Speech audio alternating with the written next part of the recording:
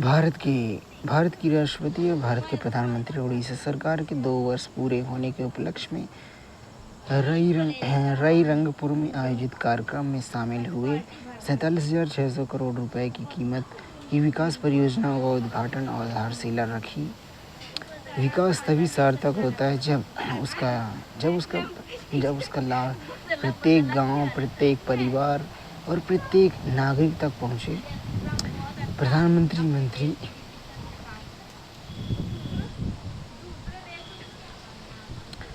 20 जून 2026 को उड़ीसा के मयूरभंज जिले में रायरंगपुर में उड़ीसा सरकार के 2 वर्ष पूरे होने के उपलक्ष्य में आयोजित कार्यक्रम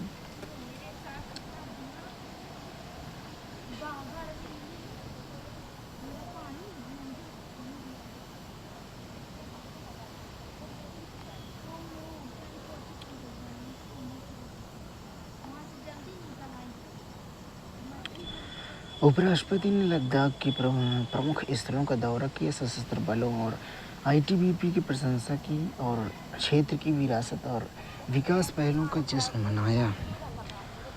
उपराष्ट्रपति ने लेह के हॉल ऑफ फेम युद्ध स्मारक पर वीर सैनिकों को श्रद्धांजलि अर्पित की। उपराष्ट्रपति ने लेह की पवित्र सिंधु घाट पर प्रार्थना की। उपराष्ट्रपति ने कहा कि सिंधु नदी देश की सभ्यतागत विरासत और सांस्कृतिक एकता का प्रतीक है।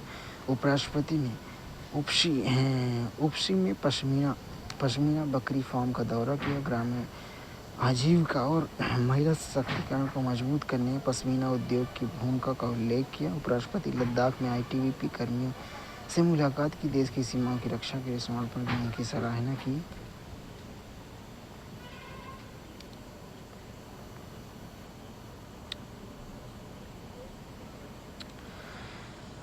आईआईटी ने भारत की प्राचीन ज्ञान परंपराओं को आधुनिक विज्ञान और प्रौद्योगिकी से जोड़ा है। भारत ब्रेन ड्रेन से ब्रेन गेन की ओर बढ़ रहा है। भारत लोकसभा अध्यक्ष ने आईआईटी दिल्ली में पैन आईआईटी बुक क्लब की पहली पुस्तक IIT the story of India's most prestigious educational institutes ecosystem का विमोचन किया।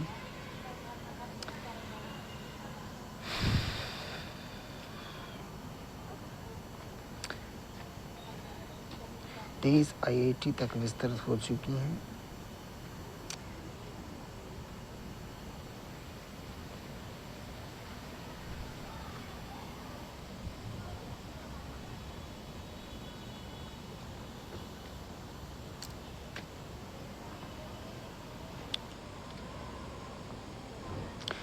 प्रधानमंत्री ने राष्ट्रपति श्रीमती द्रौपदी मुर्मू की जन्मदिन पर उड़ीसा के पहाड़पुर गांव का दौरा किया।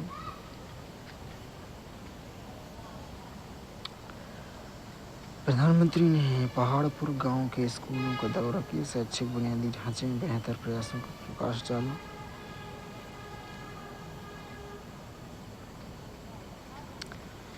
पश्चिम बंगाल के तारकेश्वर पश्चिम बंगाल दिवस समारोह के दौरान प्रधानमंत्री का संबोधन का मूल पाठ।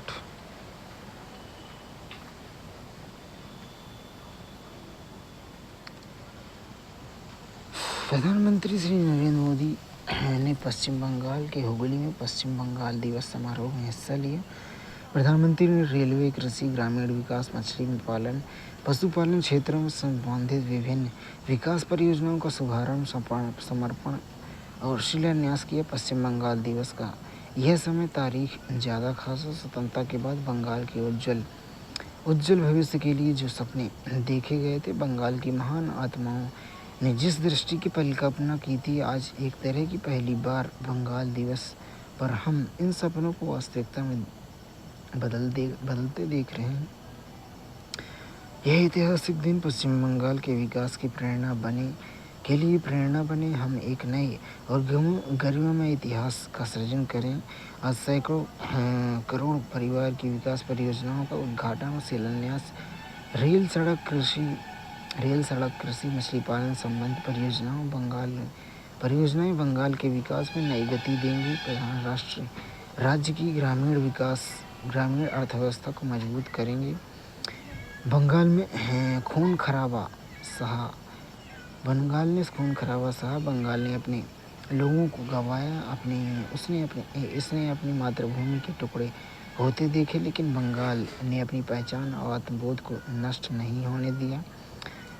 पश्चिम बंगाल दिवस पर हम सिर्फ एक तारीख को याद नहीं कर रहे हैं, हम समूचे इतिहास के स्मरण कर रहे हैं। हम बंगाल के हजारों साल पुरानी परंपरा को श्रद्धा समर्पित कर रहे हैं।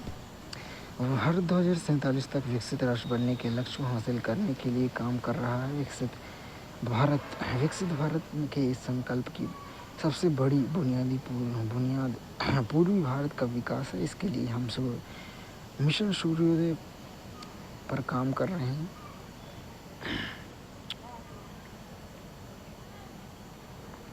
प्रधानमंत्री ने किसान सम्मान निधि 23वीं किस्त जारी की। इसके तहत देश भर में 9.44 करोड़ से अधिक किसानों को बैंक खाते में 18,880 करोड़ रुपए राशि भेजी गई।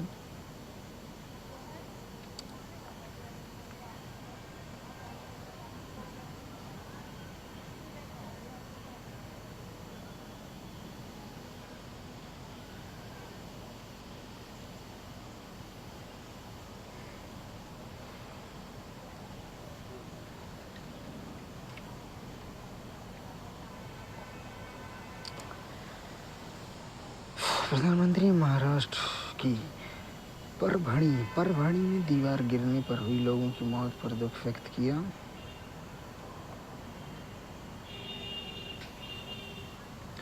उड़ीसा सरकार के 2 साल पूरे होने के अवसर पर प्रधानमंत्री के संबोधन का मूल पाठ।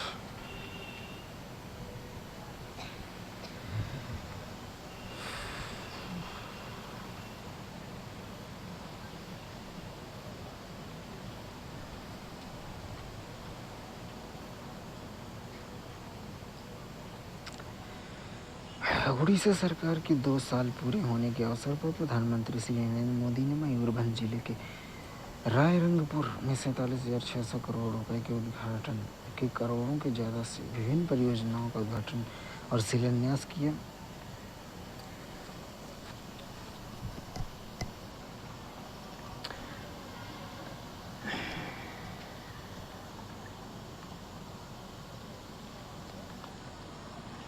पूरे देश में लगभग 500 एकलव्य स्कूल खोले गए हैं।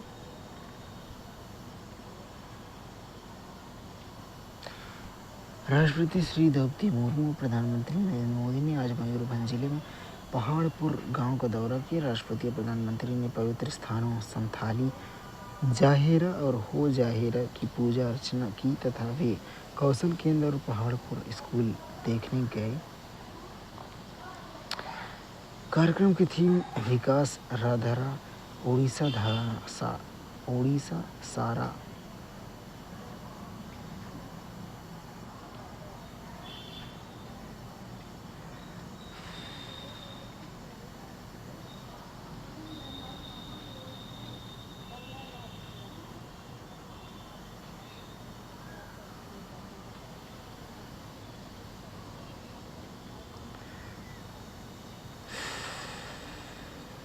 दो 2036 में उड़ीसा का गठन 100 वर्ष गाँठ और 2047 में भारत की आज़ादी के 100 वर्ष गाँठ।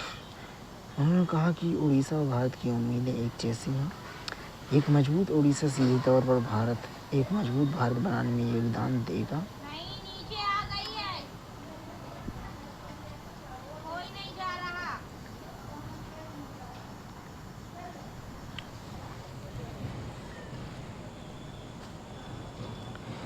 प्रधानमंत्री नरेंद्र मोदी ने राष्ट्रपति श्री द्रौपदी मुर्मू को जन्मदिन की बधाई दी।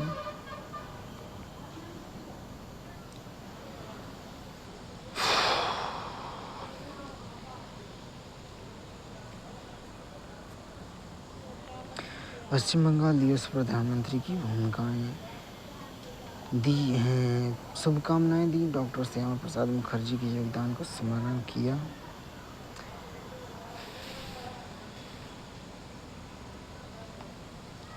दो 2026 में डॉक्टर श्यामा प्रसाद मुखर्जी की 125वीं जयंती मनाई जाएगी। 20 जून को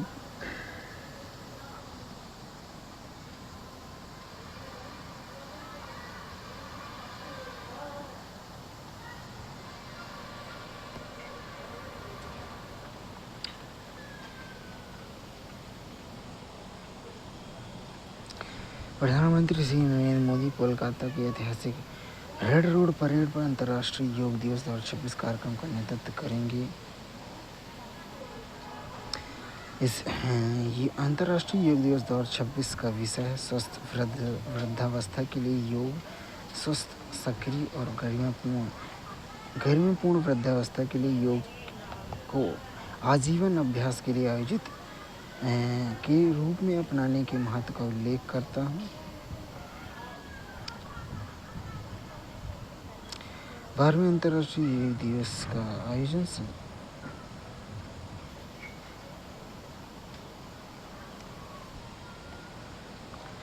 आयुष मंत्रालय ने नागरिकों को 2026 में मनाए जाने वाले 12वें अंतर्राष्ट्रीय योग दिवस के राष्ट्रव्यापी समारोह में शामिल होने के लिए आमंत्रित किया।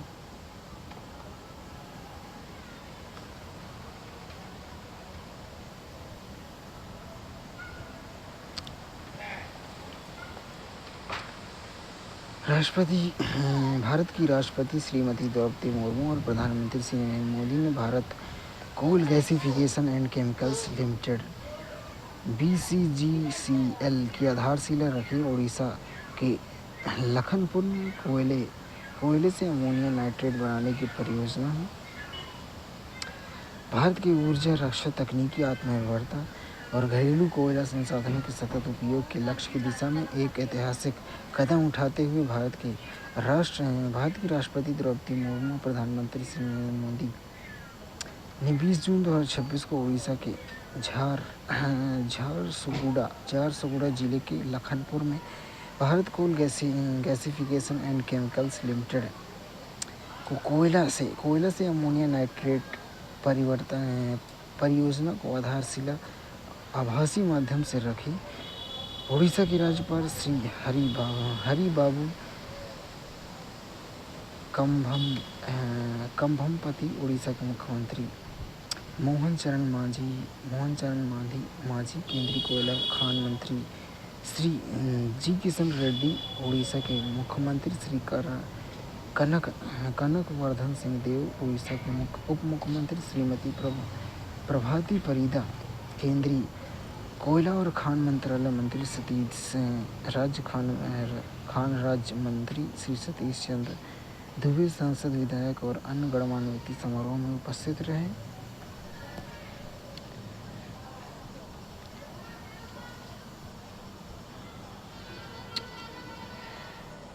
इस परियोजना का उद्देश्य कोयला गैसीकरण के माध्यम से लगभग 0.66 मिलियन टन प्रति वर्ष तकनीकी श्रेष्ठता के अमोनिया नाइट्रेट का उत्पादन करना और रसायन उत्पादन के लिए घरेलू स्तर पर विकसित प्रेशराइज्ड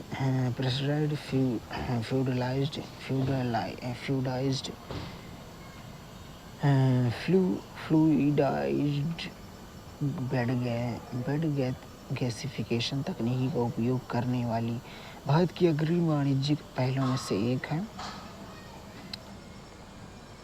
इस परियोजना का लक्ष्य इसे सितंबर 2029 तक चालू करना और यह स्वदेशी प्रौद्योगिकी के माध्यम से कोयले को उच्च मूल्य वाले रासायनिक उत्पादों में परिवर्तित करने भारत की क्षमता को प्रदर्शित करने वाली एक प्रमुख परियोजना के रूप में उभरने की उम्मीद है।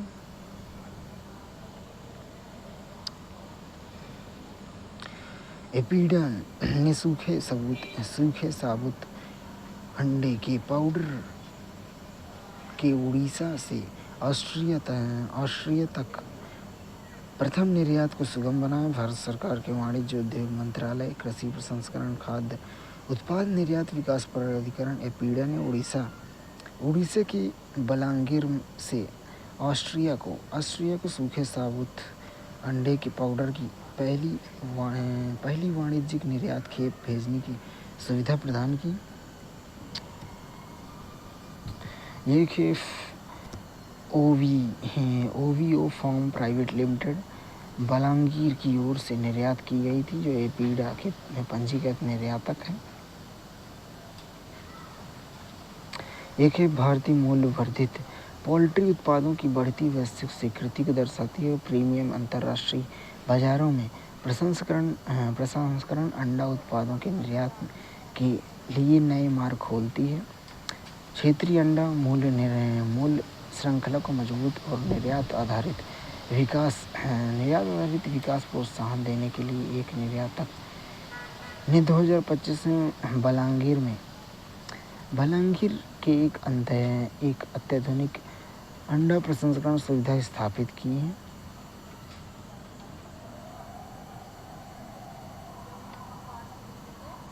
सूखे अंडे का पाउडर की 22.6 मीट्रिक टन के निर्यात की खेत पीड़ा के अध्यक्ष श्री अभिषेक देव आईएएस की ओर से वर्चुअल आधार पर हरी झंडी दिखाकर रवाना किया गया।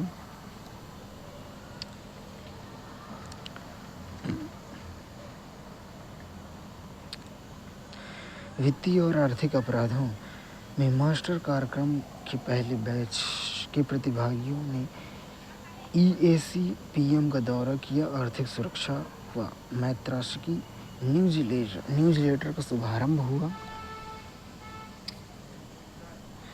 वित्तीय और आर्थिक अपराध में मास्टर्स कार्यक्रम के पहले बैच के प्रतिभागी ने हाल ही में कैंपस इमर्शन प्रोग्राम के हिस्से के रूप में प्रधानमंत्री की आर्थिक सलाह परिषद का दौरा किया। उन्होंने आर्थिक सुरक्षा, वित्तीय अपराध नियंत्रण और भारत की वित्तीय परिस्थिति तंत्र के लिए उभरते खतरों पर चर्चा में भाग लिया।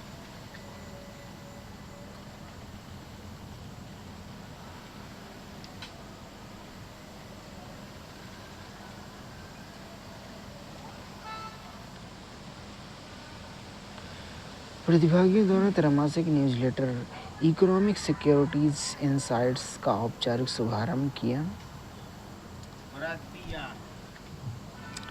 भारत का पहला वित्तीय और आर्थिक अपराधों में विशिष्ट स्नातकोत्तर पाठ्यक्रम वित्तीय अपराधों की रोकथाम, पता लगाने, जांच करने, अभियोजन में विशेषज्ञता हासिल करने पर केंद्रित है।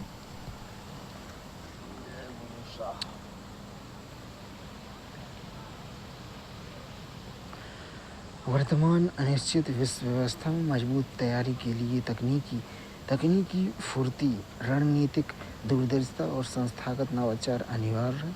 अपनी शर्तों पर राष्ट्रीय सुरक्षा सुनिश्चित करने के लिए आत्मनिर्भरता महत्वपूर्ण है। ऑपरेशन सिंदूर ने आतंकवादियों को स्पष्ट संदेश दिया कि भारत सुरक्षा और संप्रभुता में कोई समझौता नहीं करेगा। शिलांग, मेघालय में पूर्वी वायु कमान मुख्यालय में सैनिकों के साथ बातचीत करते हुए रक्षा मंत्री ने कहा, लगातार बदलते स्वरूप में हाइब्रिड खतरे, साइबर चुनौतियां, सूचना युद्ध, लॉजिस्टिक क्षमता, आपूर्ति श्रृंखला सुनिश्चित और ड्रोन युद्ध महत्वपूर्ण तत्व बनकर उभर रहे हैं। ऐसी स्थिति में रक्षा बलों की केवल पारंपरिक तैयारी पर्याप्त नहीं है।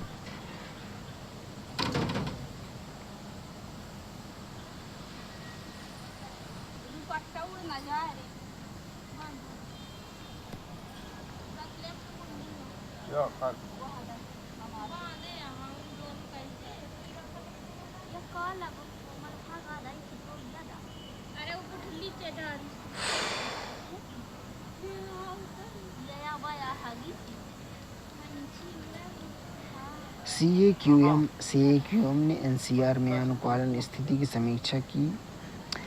फ्लाइंग स्क्वाड ने 30 मई से 13 जून के दौरान 199 निरीक्षण किए। भारतीय राष्ट्रीय राजधानी क्षेत्र NCR और आसपास के क्षेत्रों में वायु गुणवत्ता प्रबंधन आयोग NAQM के प्रवर्तन कार्य के बल की 133वीं बैठक 19 मई को आयोजित की गई थी। रिपोर्टिंग अवधि के लिए राष्ट्रीय राजधानी क्षेत्र में प्रवर्तन कार्यवाहियों, निरीक्षण और अनुपालन स्थिति की समीक्षा की गई। 15 दिनों की रिपोर्टिंग अवधि के दौरान आयोग की फ्लाइंग स्क्वाड के निर्माण, विध्वंस स्थलों, औद्योगिक इकाइयों और डीजल सेंटरों के सेटों में 199 निरीक्षण किए और 66 उल्लंघन पाए गए।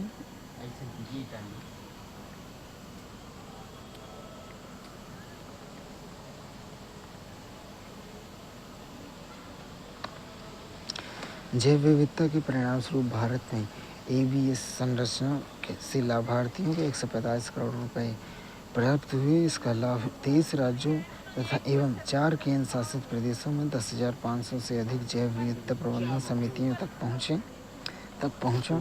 जैव विविधता अधिनियम 2002 के अंतर्गत भारत के एक्सेस एंड बेनिफिट शेयरिंग संरचना के लाभ साझाकरण के लिए 266 करोड़ रुपए से अधिक की राशि जुटा चुका है। लगभग 145 करोड़ रुपए लाभार्थियों में वितरित किया गया, जो यह दर्शाता है कि देश जैविक संसाधनों एवं उससे जुड़े ज्ञान के उपयोग से होने वाले लाभों का न्यायसंगत और समान वितरण सुनिश्चित कर रहा है। राष्ट्रीय जैव विविधता प्राधिकरण ने 2008 में ABS संरचना के माध्यम से 266 करोड़ रुपए से अधिक की राशि प्राप्त की है। वित्त वर्ष 25-26 के दौरान 21.26 करोड़ शामिल है।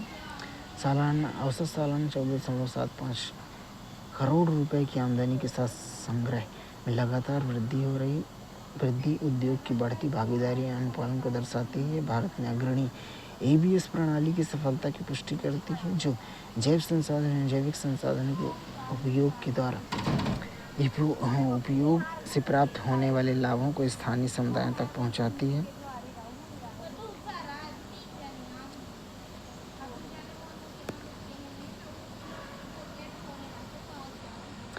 सरकार ने पशु चिकित्सा टीकों वैक्सीन के परीक्षण के लिए CCS बागपत की केंद्रीय औषधि प्रयोगशालाओं के कार्यों के विस्तार की अधिसूचना किया। उन्नत परीक्षण बुनियादी ढांचे के माध्यम से सरकार ने पशु टीका नियामक तंत्र को मजबूत किया। सरकार ने देश में पशु चिकित्सा जैविक उत्पादों के परीक्षण ढांचे को मजबूत करने की दिशा में एक महत्वपूर्ण कदम उठाते हुए औषधि नियमावली वाली 1945 संशोधन अधिसूचित किया। इसके तहत उत्तर प्रदेश में स्थित बागपत स्थित चौधरी चरण सिंह राष्ट्रीय पशु स्वास्थ्य संस्थान में केंद्रीय औषधि प्रयोगशाला के कार्य क्षेत्र का विस्तार किया, जिसमें पशु टीका परीक्षण क्षमता बढ़ाई जा सके। यह संशोधन औषधि और प्रसाधन सामग्री अधिनियम 1940 के प्रावधानों के तहत भारत के राजपत्र असाधारण भाग 2 खंड 3 उपखंड 1 में दिनांक 28 फरवरी 2026 के राजपत्र अधिसूचना की संख्या GAR 65E के माध्यम से अधिसूचित किया गया। अधिसूचना देश के टीकों और जैविक उत्पादों की परीक्षण क्षमता बढ़ाने तथा पशु टीकों की गुणवत्ता, सुरक्षा और प्रभावशीलता सुनिश्चित करने के लिए नियामक ढांचे को सुदृढ़ करने में सरकार के सतत प्रयासों के अनुबंध हैं। इन संशोधनों के पहले CCS NIH केवल दो पशु टीके के परीक्षण के लिए अधिसूचित किया गया। नवीनतम अधिसूचना में 4 के बाद संस्थान के परीक्षण दायरे का उल्लंघन किया गया है, जिससे अब 12 प्रकार के पशु टीकों का परीक्षण किया जा सकता है। इसमें कुत्तों, घोड़ों, पोल्ट्री और अन्य पशुओं को प्रभावित करने वाली बीमारियों की रोकथाम और नियंत्रण के लिए उपयोग किए जाने वाले टीके शामिल हैं, जैसे कि canine distemper, canine corona virus, duck plague, foul pox, salmonella, tetanus आदि। CCS NIH में बढ़ाई हुई परीक्षण क्षमता से पशु जैविक उत्पादों के आयात और नियामकी स्वीकृतियों की प्रक्रिया अधिक सुगम होने की उम्मीद है। साथ ही इससे पशु टीकों के लिए राष्ट्रीय गुणवत्ता आश्वासन प्रणाली को भी अधिक मजबूत मिलेगी। विस्तारित कार्यक्षेत्र के परीक्षण में लगने वाले समय में कमी आएगी और निर्माताओं के परीक्षण परिणाम प्राप्त करने की प्रक्रिया भी अधिक तेज और प्रभावी होगी।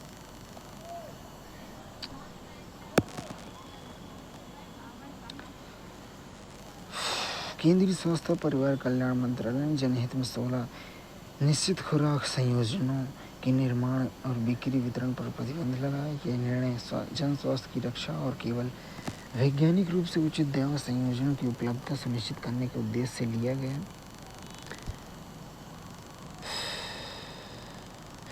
जन स्वास्थ्य की रक्षा और दवाओं के तर्कसंगत उपयोगों को बढ़ावा देने की दिशा में एक महत्वपूर्ण कदम उठाते हुए स्वास्थ्य और परिवार कल्याण मंत्रालय ने औषधि एवं सौंदर्य प्रसाधन अधिनियम 1940 की धारा 26(a) के तहत अधिसूचना जारी कर 16 निश्चित खुराक संयोजनों के निर्माण, बिक्री, मानव उपयोग के लिए वितरण पर रोक लगा दी। यह अधिसूचना तत्काल प्रभावी रूप से लागू हो गई। यह निर्णय माननीय सर्वोच्च न्यायालय के निर्देशों के बाद आई, जिसमें देश के उपलब्ध सुनिश्चित खुराक संयोजन फिक्स्ड डोज कंपोजिशन की व्यापक समीक्षा अनिवार्य की गई थी। इन निर्देशों के अनुपालन में औषधि तकनीकी सलाहकार बोर्ड के विभिन्न एफडीसी की जांच करने और उन एफडीसी की पहचान करने के लिए विशेषज्ञ समिति का गठन किया जो तर्कहीन चिकित्सा औचित्य का अभाव देखते हैं या मानव स्वास्थ्य के लिए जोखिम पैदा कर सकते हैं।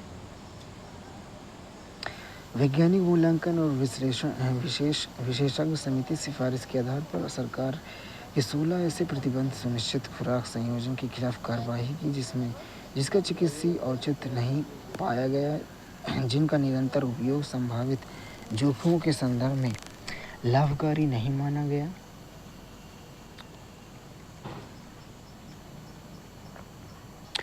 प्रबंधित एफडीसी विभिन्न चिकित्सीय श्रेणियों संबंधित है, जिसमें त्वचा संबंधी दवाएं, दर्द निवारक, ऐंठन रोधी दवा और एंटीबायोटिक आधारित दवा शामिल है।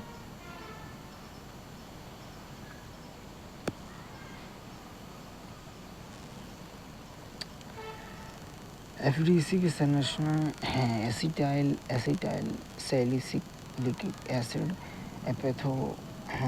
एपेथोहेप्टाजीन,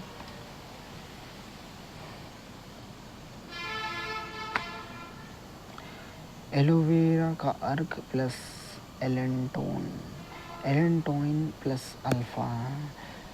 alpha tocopherol acetate plus dexpanthenol, vitamin ए,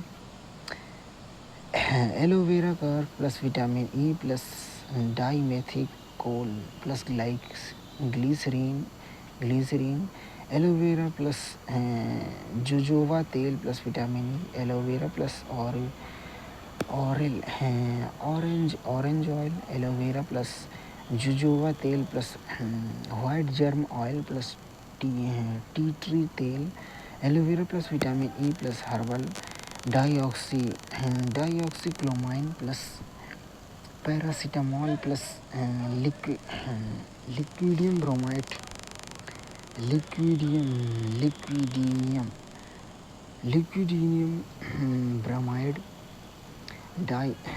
dicyclomine plus paracetamol plus क्लिडिनियम bromide plus Claudia जेपॉक्स,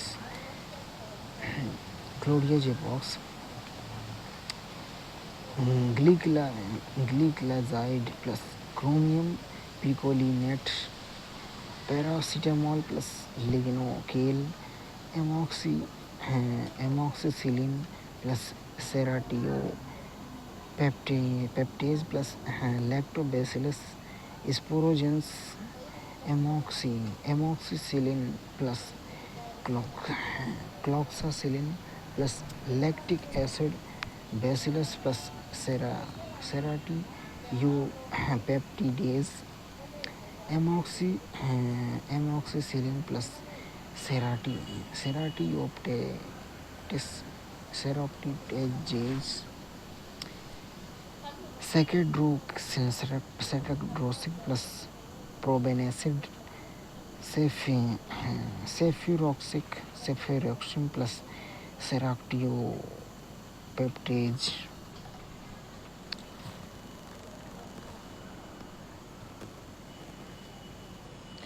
केंद्रीय गृह और सहकारिता मंत्री श्री अमित शाह ने आज कोल्हापुर महाराष्ट्र में आयोजित धन्यवाद सभा को मुख्य अतिथि के रूप में संबोधन किया। 12 वर्ष सबसे लंबे समय तक चुने जाने वाले प्रधानमंत्री जी को 12 वर्ष आज़ाद भारत के इतिहास में विकास, सांस्कृतिक पुनर्जागरण, सुरक्षित भारत और वैश्विक सम्मान की सिद्धियों के रूप में दर्ज किया।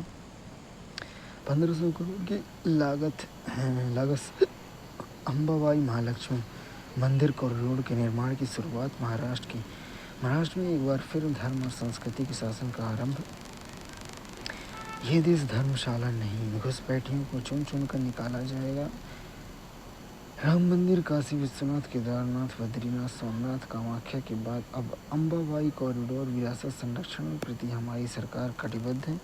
ग्रामीण सहकारी विकास से लेकर सेमीकंडक्टर, क्वांटम और न्यू एज टेक्नोलॉजी तक हर क्षेत्र में मोदी जी ने भारत में नई पहचान दिलाई है।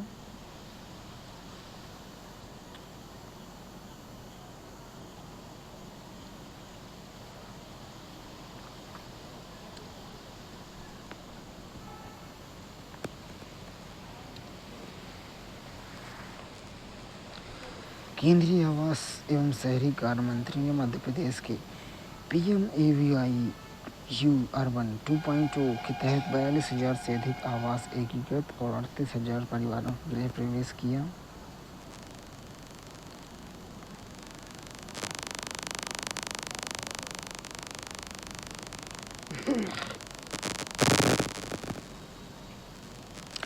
एक कलाकार और फिल्म निर्माता के तौर पर हमें नई टेक्नोलॉजी और अपनी कला की नींव के बीच संतुलन बनाने की ज़रूरत है। फिल्म निर्माता ध्वनि देसाई 19वें मुंबई अंतर्राष्ट्रीय फिल्म फेस्टिवल में एनिमेशन फिल्म मेकर्स की कहानी कहने की कला, क्रिएटिव और इतिहास एक माध्यम के भविष्य पर विचार साझा।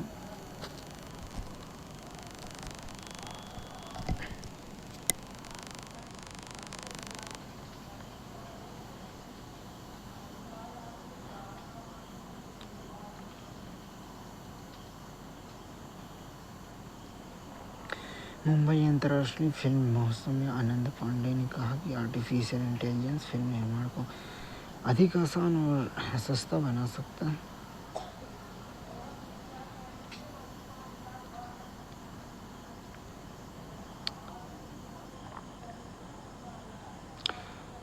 MIFF 2026 में सदाबहार classic film Alice in Wonderland का प्रदर्शन, सपनों की दुनिया की एक जादुई यात्रा। लुइस कैरोल की प्रसिद्ध उपन्यास एलिस इन वंडरलैंड पर आधारित इस फिल्म को विल्फ्रेड जैक्सन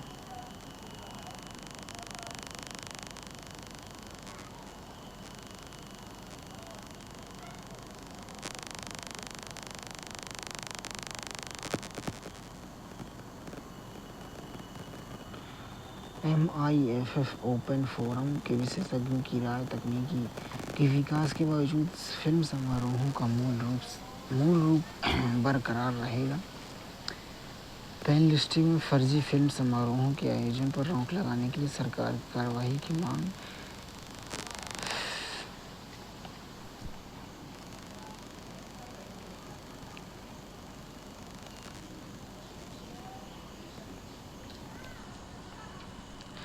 ऑस्कर जीतने वाली लघु फिल्मों में MIFF 2026 ने दर्शकों को खूब आकर्षित किया।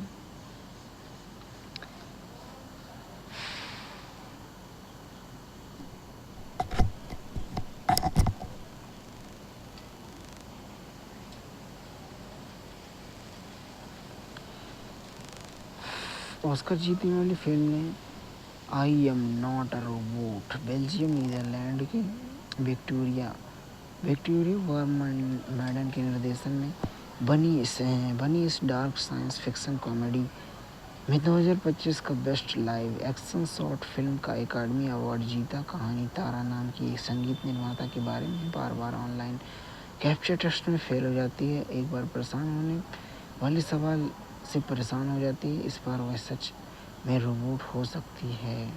क्या वह सच में रोबोट हो सकती है? In the shadow of Cyprus Iran की शिरीन सोहाली और हुसैन मैमूनी सह निर्माता इस दमदार फिल्म को 2025 में बेस्ट एनिमेटेड शॉर्ट फिल्म का अकादमी अवार्ड जीता। The girl who fly pearls Canada मशहूर एनिमेटेड जोड़ी क्रिस लेविस और मैसिक ज़ेवास्की के निर्देशन में बनी इस फिल्म ने 98 अकादमी अवार्ड बेस्ट एनिमेटेड लघु फिल्म 2026 का अकादमी अवार्ड जीता।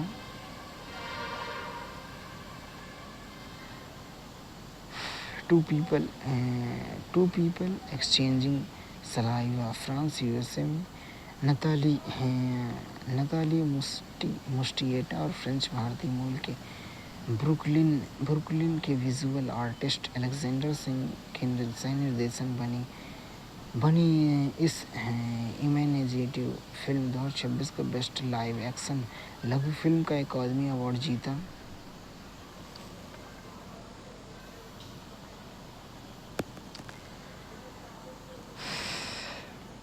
वन और अद्भुत दुनिया के 100 वर्ष के उत्सव पर मुंबई अंतर्राष्ट्रीय फिल्म फेस्टिवल ने डेविस एटनबरो को सम्मानित किया है। डेविस एटनबरो 100वीं जयंती के उत्सव के तौर पर 19वें अंतर्राष्ट्रीय फिल्म फेस्टिवल 2026 में सीक्रेट ऑफ वाइल्ड इंडिया की विशेष स्क्रीनिंग आयोजित की गई। इसका निर्देशन डक्कन चार्ड ने किया था और खुद एटनबरो ने इसकी कमेंट्री की थी। यह मशहूर प्रकृतिवादी नेचुरलिस्ट द्वारा बनाई गई 3 हिस्सों वाली शानदार डॉक्यूमेंट्री है।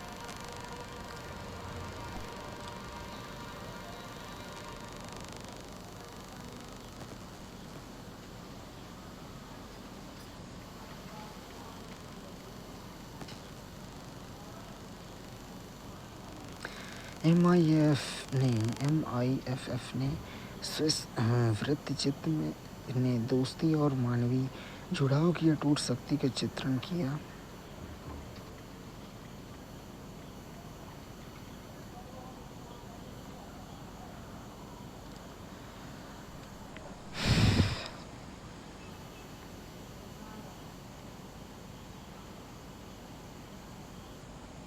MIFF 2026 में उम्मीद खुद को अपनाने और भावनात्मक स्वास्थ्य का संदेश लेकर आई लघु फिल्म गुदगुदी।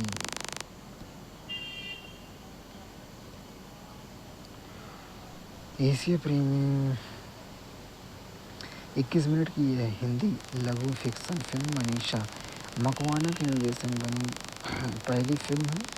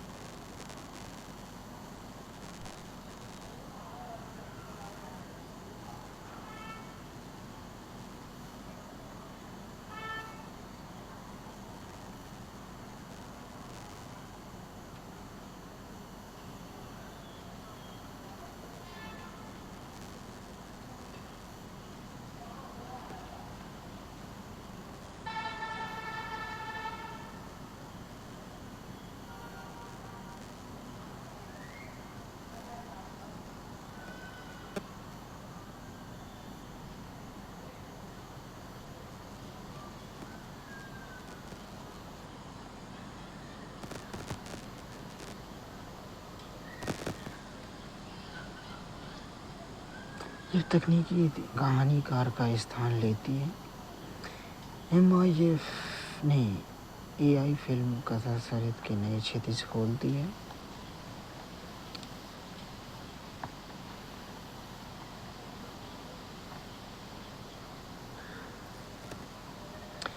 निर्भय चेतना अभियान शुरू किया गया। जमीनी स्तर पर महिलाओं की सुरक्षा और लैंगिक समानता के मुद्दे पर 17.5 लाख से अधिक पुरुष निर्वाचित प्रतिनिधियों को जागरूकता एवं संवेदनशील बनाने के लिए निर्भया कोष के अंतर्गत ये पहली तरह की राष्ट्रीय पहल है, जिसके अंतर्गत 28,500 कुशल प्रशिक्षकों का एक दल विकसित किया जाएगा। निर्भय चेतना 3 दिवसीय प्रशिक्षण कार्यक्रम का आयोजन किया गया, जिस स्तर पर अपनी तरह के सबसे बड़े अभियानों में के रूप में मान्यता प्राप्त। निर्भय चेतना महिलाओं संबंधी मुद्दों, उनमें महिलाओं की सुरक्षा और संरक्षा शामिल है कि प्रति पुरुषों को संवेदनशील बनाने में महत्वपूर्ण भूमिका वाली पहल है, जिसका उद्देश्य जमीनी स्तर पर लैंगिक रूप से संवेदनशील शासन को मजबूत करना है। इस कार्यक्रम में ट्रांसफॉर्म रूरल इंडिया द्वारा विकसित निर्भय चेतना प्रशिक्षण मॉड्यूल का भी शुभारंभ किया गया। इसमें प्रशिक्षकों का एक समूह तैयार करना है जो पंचायती राज संस्थाओं के भीतर लैंगिक समानता, महिलाओं की सुरक्षा, अधिकारों नेतृत्व पर पुरुष निर्वाचित प्रतिनिधियों को प्रशिक्षित करेंगे। पायलट बैच में 6 राज्यों असम, छत्तीसगढ़, हिमाचल प्रदेश, महाराष्ट्र, उड़ीसा, झारखंड में लगभग 40 मुख्य प्रशिक्षण शामिल थे और यह उन सभी राज्यों के 10 प्रदेशों में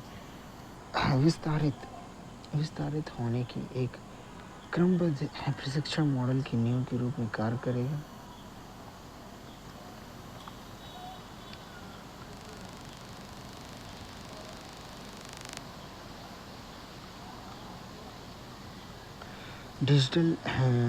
डिजिटलीकरण के माध्यम से पेंशन सुधार में 12 वर्ष भविष्य पीपीओ समय पर जारी करके पेंशन के लिए एक ही आवेदक form 6A e sign integration, real time status training और पेंशन मामले की बिना किसी रुकावट के पूरी तरह से डिजिटल प्रोसेसिंग के जरिए पेंशन भागियों के लिए जीवन को आसान बनाता है।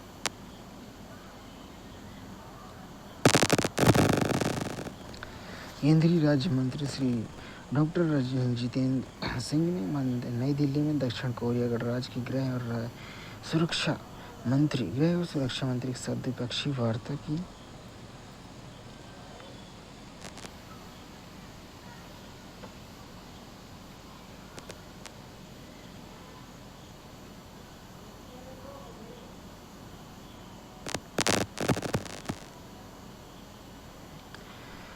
सामाजिक न्याय अधिकारिता मंत्रालय भारत मंडपम में अंतर्राष्ट्रीय योग दिवस 2026 का आयोजन करेंगे।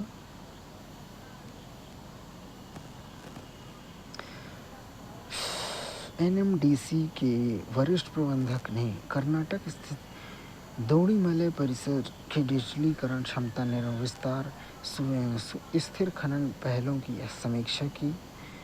एनएमडीसी के 100 एमटीपीए लक्ष्य की दिशा में दौड़ीमलई में डिजिटलीकरण और स्थिर खनन पहल की दी गति।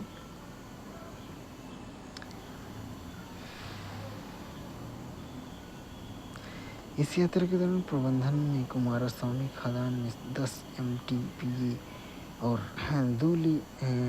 दौड़ीमलई परिसर में 17 एमटीपीए के उत्पादन लक्ष्य को प्राप्त करने के उद्देश्य से चल रही क्षमता विस्तार बुनियादी ढांचे के विकास की पहलों की समीक्षा की।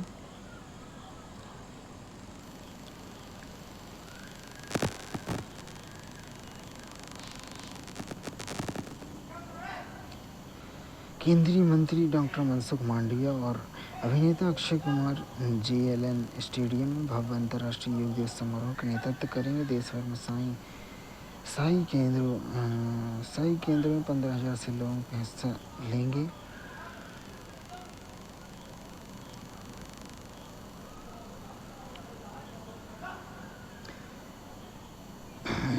पीएम किसान की 23वीं किस्त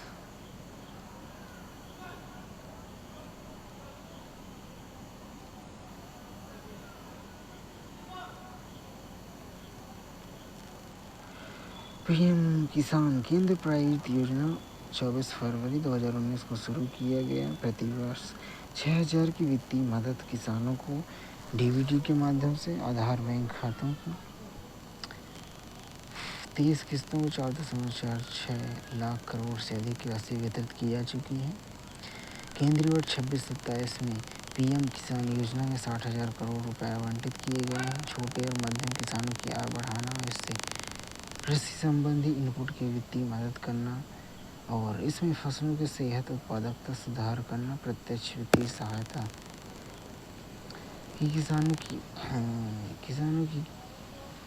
किसान विश्व पर सबसे बड़ी प्रत्यक्ष अप्रत्यक्ष पहलों में से एक है।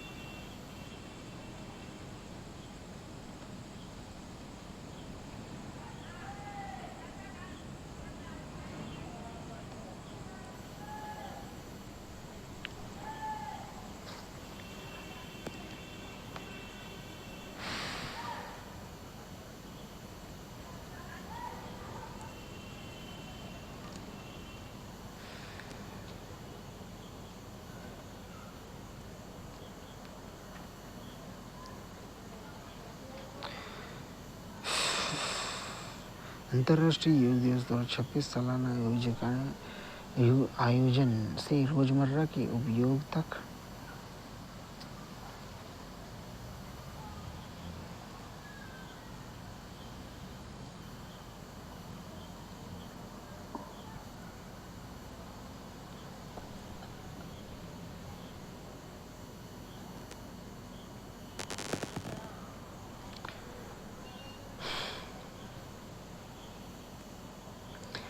अष्टलक्ष्मी भारत की विकास गाथा के केंद्र पर के लिए पूर्वोत्तर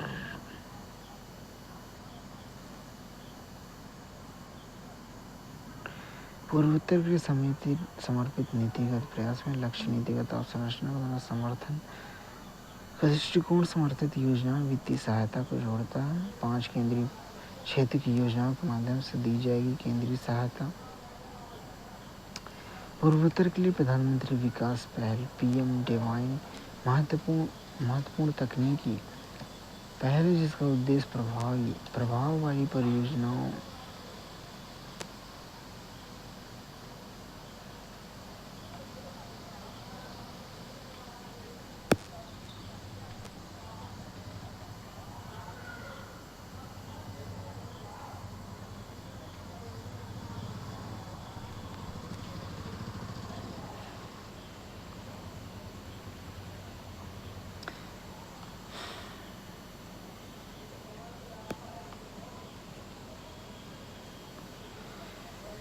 बोगीबील पुल 2018 में उद्घाटन हुआ। बोगीबील पुल ब्रह्मपुत्र नदी पर बना संयुक्त सड़क और रेल पुल है। असम के डिब्रूगढ़ और धेमाजी जिलों को जोड़ता है। धौला सदिया पुल भूपेन हजारिका सेतु के नाम से जाने जाने वाला धौला सदिया 2017 में खोला गया। 9.15 किलोमीटर लंबा पुल 60 टन भार वाली सैन्य क्षमता वहन करने पर डिजाइन किया गया। नीनो पुल मणिपुर स्थित नीनो पुल जो 110 किलोमीटर लंबी जरीबांस इम्फाल रेलवे परियोजना का हिस्सा है। सेला सुरंग 2024 में अरुणाचल प्रदेश में ईटानगर में आयोजित विकसित भारत उत्तर पूर्व कार्यक्रम के दौरान सेला सुरंग राष्ट्र को समर्पित की गई थी।